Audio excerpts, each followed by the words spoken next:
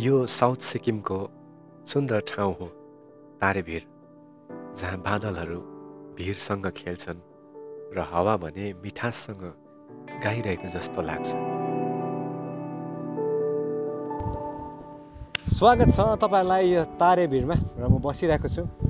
अनि आज चाहिँ अलिकति विश्वास चाहिँ के लाग्यो भन्दाखेरि नि दिन चाहिँ अलिकति धुम्म भएछ। हामी आउँदा चाहिँ अलिकति ढिलो भयो, धुम्म दिन भएछ। तर पनि यहाँबाट चाहिँ यति दामी नजारा देख्छ कि तपाईँहरू सिक्किम आउनु भएको छ भने चाहिँ आउनेवाला छ भने तारेभिरलाई मिस नगर्नुहोला, यति दामी ठाउँ छ।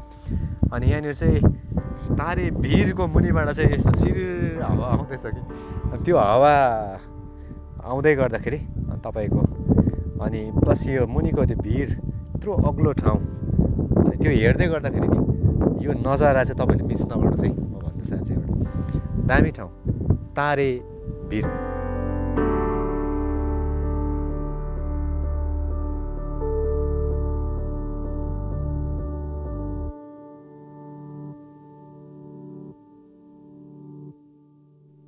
यो भिर झन्डै 10,000 फिट लामो छ र तल हेर्दा टिस्टा नदी बगिरहेको र एउटा फैलिएको जङ्गलहरू देखिन्छ।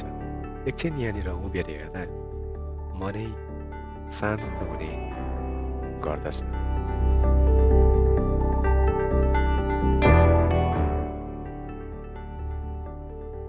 अनि यहाँ तल गाउँ चाहिँ यस्तो छ, धुम्म लागिरहेको छ, त्यस्तो क्लियर चाहिँ आएको छैन होला, त्यस्तो गाउँ चाहिँ।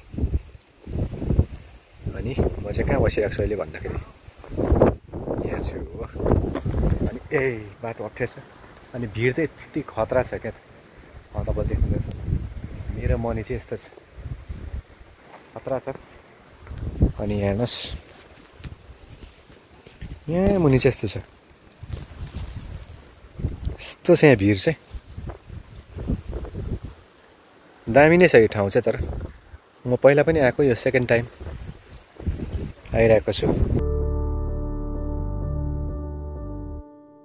यो तारेभिरबाट एकातिर नाम्ची देखिन्छ, अर्कोतिर कालिम्पोङका डाँडाहरू र दिन राम्रो खोलिएको छ भने टाढा कञ्चनजङ्घा पनि देखिन्छ।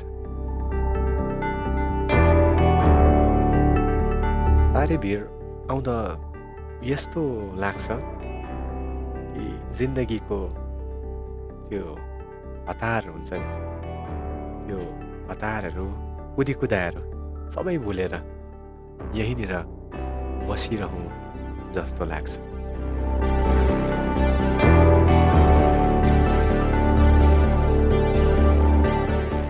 र मेरो यो तारेभिरको दोस्रो यात्राबाट फर्किँदै गर्दा एउटा कुरा चाहिँ पक्का भएको छ कि जो पनि यो ठाउँमा एकचोटि गयो ऊ फेरि फर्केर आउँछ।